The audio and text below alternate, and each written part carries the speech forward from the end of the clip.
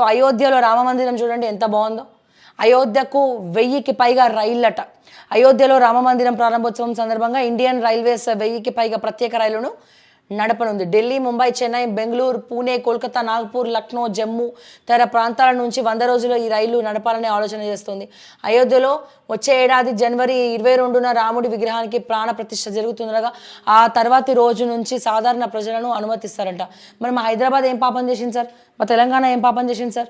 Sir BJP వాళ్ళకి చెప్తున్నా, so మా తెలంగాణ నుంచి కూడా అయోధ్యకి రైళ్లు ఉన్నాయా? మరి ఇక్కడైతే ఎక్కడ కూడా హైదరాబాద్ అనే పేరు అయితే ఇవ్వలేదు ఇక్కడ. సో అందుకే అడుగుతున్నాం. మీ పాపాలన్నీ బయట పెడతాం. 10 ఏళ్ళ ఇవన్నీ కూడా చదివినాం అబ్బా. చదివి కాకుండా ఇంకేమైనా కొత్తది ఉంటే మనం చూద్దాం. మీరు 65, మేము 54. అసెంబ్లీలో అధికార పక్షంపై కేటీఆర్ కమెంట్స్. తప్పుపట్టిన అధికార ప్రతిపక్ష సభ్యులు బీఆర్ఎస్, బీజేపీ, ఎంఐఎం ఒకటేనని కేటీఆర్ కమెంట్స్ చెప్తున్నాయి. పొన్నం, మేము ఏ పార్టీ పక్షం కాదు, జనం పక్షమే. BJP MLA Eleti. సో ఎమ్మెల్యేలను కొని సర్కార్ను కూలుస్తారా? ప్రజలు అన్నీ గమనిస్తున్నారు. కూనంనేని, గతంలో అమ్ముడు పోయిన ఎమ్మెల్యేలు ఎవరు కూడా ఇప్పుడు అసెంబ్లీలో లేరు. ఇంటికో ఉద్యోగం అని బీఆర్ఎస్ మోసం చేసిందని కమెంట్. మేడిగడ్డ అన్ననంపై సిట్టింగ్ జడ్జితో విచారణ. సో ఇక్కడ నుండి ఫోన్ల రికవరీలో రాష్ట్ర పోలీసులు టాప్. 8 నెలల్లో 15,024 మొబైల్స్ రికవర్, 43,935 ఫోన్లు ట్రేస్, 1,06,132 బ్లాక్. మరి మొబైల్స్ పోగొట్టుకున్న వాళ్లకు దరఖాస్తు చేసుకోవాలని చెప్పి పోలీసుల సూచన. Very good. మేడిగడ్డపై బీఆర్ఎస్ అబద్ధాలు. బ్యారేజ్ రిపేర్లు నిర్మాణ సంస్థనే చేస్తుందని గత ప్రభుత్వం ప్రకటన. తమకేం సంబంధం లేదన్న ఎలాంటి సంస్థ. మార్చిలోనే ముగిసిన డిఫెక్ట్ లయబిలిటీ పీరియడ్. మరి ఎన్నికల్లో లబ్ధి కోసం ఆ విషయం దాచి తప్పుదో పట్టించిన బీఆర్ఎస్. ఎల్ఎంటీ లేఖతో బయటపడ్డ నిజాలు. వాస్తవమే కదా. సో ఇక్కడ చూస్తే అరేబియా సముద్రంలో మాల్టా నౌక హైజాక్. సో అరేబియా సముద్రంలో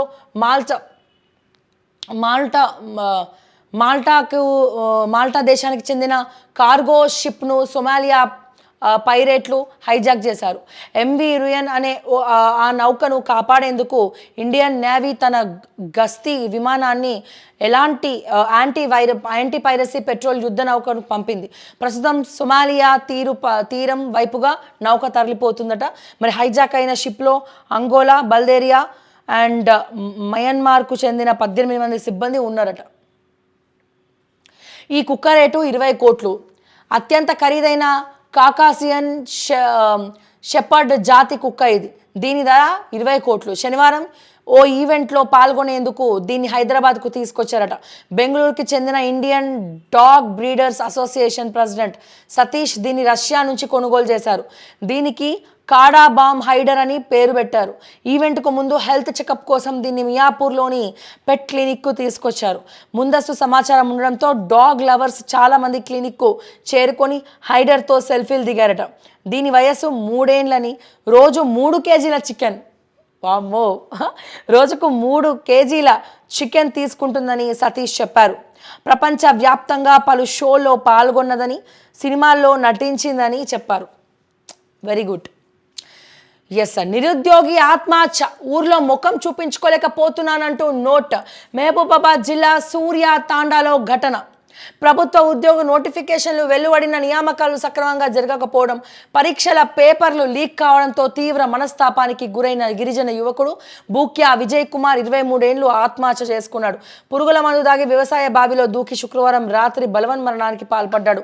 వివరాలను డోర్నకల్ సిఐ ఉపేందర్ వెల్లడించారు. మహబూబాబాద్ జిల్లా గార్ల మండలం సూర్య తాండాకు చెందిన జయరాజ్ కల్పన కొడుకులు విజయ్ కుమార్, ఆకాష్ ఉన్నారు. మరి 15 ఏళ్ల కిందట జయరాజు చనిపోవడంతో కల్పన తన తల్లి వద్ద ఉంటూ జీవనం కొనసాగిస్తుంది. ఎందుకండి అన్ని ఇటువంటి డెసిషన్స్ తీసుకుంటారు? ఇప్పుడు ప్రభుత్వం మారింది, నోటిఫికేషన్స్ వేస్తాము, రిక్రూట్మెంట్స్ ఉంటాయని చెప్తున్నారు. 23 ఏళ్ళకే మీరు డెసిషన్ తీసుకున్నారు. ఇంకా 30-32 ఏళ్ళు కూడా ప్రభుత్వ ఉద్యోగం కోసం ఎదురు చూస్తున్నారు. మరి వాళ్ళందరూ కూడా ఇట్లనే చావాలి కదా. మరి వాళ్ళందరూ కూడా ఆత్మహత్య చేసుకోవాలి కదా. ఆత్మహత్య ఒక్కటే సొల్యూషన్ కాదు. మీకు ప్రభుత్వం ఉద్యోగం రాకపోతే చాయ్ కొట్టు పెట్టుకోండి, ఇంకేదైనా కొట్టు పెట్టుకోండి. సో అట్లా బతికే వాళ్ళు చాలామంది ఉన్నారు. నేను ఎగ్జాంపుల్గా మీకు చూపిస్తాను ఒకసారి. ఎస్, ఇగో పారిశుద్ధ్య కార్మికురాలిగా పనిచేస్తున్న ఎంబీఏ గ్రాడ్యుయేట్. పారిశుద్ధ్య కార్మికురాలిగా పనిచేస్తున్న ఎంబీఏ గ్రాడ్యుయేట్. ఓకే, హనుమకొండ జిల్లా వెంకటాపూర్కు చెందిన బొక్కల మానస ఎంబీఏ చదివి పారిశుద్ధ్య కార్మికురాలిగా పనిచేస్తున్నారు. ఎంబీఏ చేసిన ఆమె భర్త కూడా ఆటో డ్రైవర్గా మెన్షన్ చేస్తున్నా. ఎంబీఏ చదివిన ఆమె పారిశుద్ధ్య కార్మికురాలుగా పనిచేస్తే ఎంబీఏ చదివిన తన భర్త ఉద్యోగ అవకాశాలు లేవని ఆటో డ్రైవర్గా పనిచేస్తుండట. ఆటో డ్రైవర్గా మారారు. కుటుంబ ఆర్థిక పరిస్థితుల దృష్ట్యా సొంత ఊరును వదలలేక అక్కడే దొరికిన పనితో సంతృప్తిగా ఉన్నామని చెప్పి మానస తెలిపారు. పోలీసు జాబుకు ప్రయత్నిస్తే 1 మార్కుతో పోయిందని, తమ చదువుకు తగ్గట్లు ఏదైనా ప్రభుత్వ ఉద్యోగం కల్పించాలని మానస బాధపడుతున్నారు.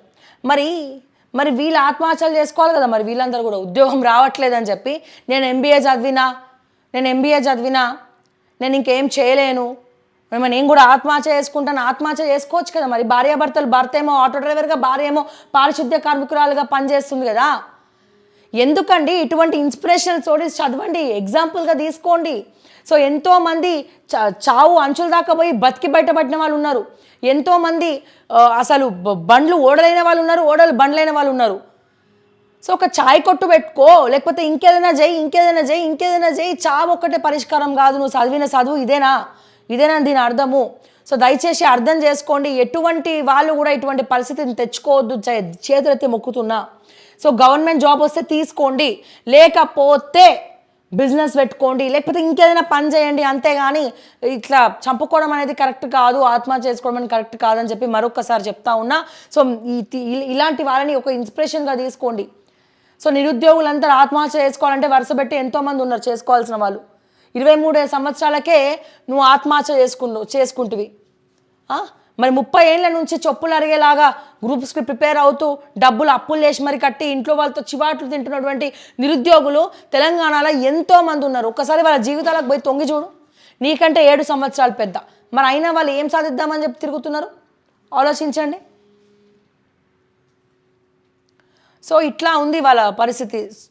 సో ఎవరు కూడా తప్పుడు డెసిషన్స్ తీసుకోవద్దని చెప్పి నేను కోరుకుంటున్నా. ఒకసారి నమస్తే తెలంగాణ చూద్దాం లాస్ట్ అండ్ ఫైనల్గా. సో వాడివేడిగా ధన్యవాదన గవర్నర్ ప్రసంగమా, రాజకీయ ప్రసంగమా? సో ఈ విషయం నేను ఒకసారి కేటీఆర్ గారికి గుర్తు చేయాలి. సో కేసీఆర్ గారు అసెంబ్లీలో మాట్లాడడం జరిగింది ఇదే విషయం. సో అది నెట్టింట్లో వైరల్ అవుతూ ఉంది. సో బాగా ట్రోల్ అవుతూ ఉంది. ఒకసారి చూద్దాము. ఎస్, గవర్నర్ ప్రసంగం పూర్తిగా అసత్యాలు, అభూత కల్పనలు, తప్పుల తడక అని చెప్పడానికి నేను బాధపడతా ఉన్నా. ఇట్లాంటి గవర్నర్ ప్రసంగం వినడానికి ఒక సభ్యుడిగా సిగ్గుపడతా ఉన్నా. Governor is one who represents the state government, who is the head of the state government. రాష్ట్ర ప్రభుత్వానికి అతీతంగా ఉండేటువంటి వ్యక్తి కాదు. రాష్ట్ర ప్రభుత్వం రాసిచ్చిన చదవాలి కాదండి, రాసిచ్చిందే చదవాలి, వేరే చదవడానికి కూడా లేదు. అది రాజ్యాంగం చెప్పి గవర్నర్ గారి స్పీచ్ ను రాష్ట్ర కేబినెట్ ఆమోదం తెలియచేయాలి, లేకపోతే ఆయన మాట్లాడడానికి లేదు. ఇది తెలుసుకోకుండా మాట్లాడితే, చిన్నపిల్లలాగా మాట్లాడితే మంచిది కాదు. రాజ్యాంగ వీతంగా జరిగేటువంటి పద్ధతులు ఉంటాయి కాబట్టి దాన్ని సవరించుకోవాలని చెప్పి నేను సూచన చేస్తా ఉన్నది. గవర్నర్ గారి ప్రసంగం అదే రకంగా ఎస్ సార్. సో ఇట్లా మొత్తం ట్రోల్ అవుతా ఉంది. చూపించింది తప్ప అందులో అసత్యాలు, సత్యదూరమైన మాటలు తప్ప వాస్తవాలు మాత్రం. స్వయాన అసెంబ్లీలో కేసీఆర్ గారే చెప్పిండ్రు. ఏమని చెప్పిండ్రు కేసీఆర్ గారు అసెంబ్లీలో?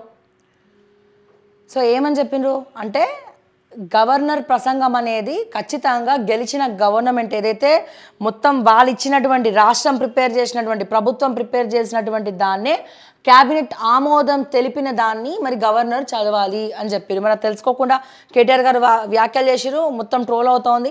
మనది మంగళవారం, మందిది సోమవారం అంటే ఎట్లా అని చెప్పి చింతమడక రాములు అని చెప్పి ట్రోల్ చేస్తూ ఉన్నారు. అండ్ అదే రకంగా సో నిన్న రేవంత్ రెడ్డి గారు కూడా ఎన్ఆర్ఐని నాన్ రీలబుల్ అని చెప్పి చెప్పడం జరిగింది. అసలు ఎన్ఆర్ఐ ఫుల్ ఫామ్ ఏంది చూద్దాం. సో నిన్నటి నుంచి చాలామందికి తెలియదు. ఇక చూసిరా, ఎన్ఆర్ఐ అని కొట్టగానే ఎన్ఆర్ఐ ఫుల్ ఫామ్ అని వచ్చింది. ఎందుకు వచ్చింది? నిన్న రేవంత్ రెడ్డి గారు చేసినటువంటి కమెంట్స్ అప్పటి నుంచి అందరు కూడా తెగ ట్రోల్ చేస్తూ ఉన్నారు, వెతుకుతున్నారు. ఎందుకంటే చాలామందికి ఈ ఫుల్ మీనింగ్ అనేది తెలీదు. సో నాన్ రెసిడెంట్ ఇండియన్ని పట్టుకొని రేవంత్ రెడ్డి గారు నాన్ రీలబుల్ ఇండియన్ అన్నారు. సో అందుకని ఎన్ఆర్ఐ అంటే ఏందో కూడా తెలియకుండానే ముఖ్యమంత్రి అయినవా అని చెప్పి మరి ట్రోల్ చేస్తున్నారు. సో తప్పులు అందరూ చేస్తారు. సో కేటీఆర్ గారు చేస్తారు, కేసీఆర్ గారు పొరపాట్లు మాట్లాడతారు. బట్ తెలియకపోతే తెలుసుకుంటా అని కూడా చెప్పిండ్రు. బట్ ట్రోల్ అయితే చేస్తూ ఉన్నారు. సో ఇకనైనా ఇది రేవంత్ రెడ్డి గారికే కాదు, చాలామందికి ఎన్ఆర్ఐ ఫుల్ ఫామ్ అనేది తెలీదు. సో ఇప్పుడు తెలుసుకోవడానికి అందరు సెర్చ్ చేస్తున్నారు. ఎన్ఆర్ఐ అని కొట్టగానే మీకు కావాలంటే మళ్ళీ చూపిస్తా. ఎన్ఆర్ఐ అని కొట్టగానే ఇక్కడ ఫుల్ ఫామ్ వచ్చేస్తుంది. అంటే అందరు సర్చింగ్ ఉన్నారు అన్నట్టు. సో ఇది సో మొత్తానికి ఎన్నో విషయాలు మనం మాట్లాడుకోవడం జరిగింది. సో ఎన్నో విషయాల గురించి, ఎన్నో అంశాల గురించి మనం మాట్లాడుకున్నాం.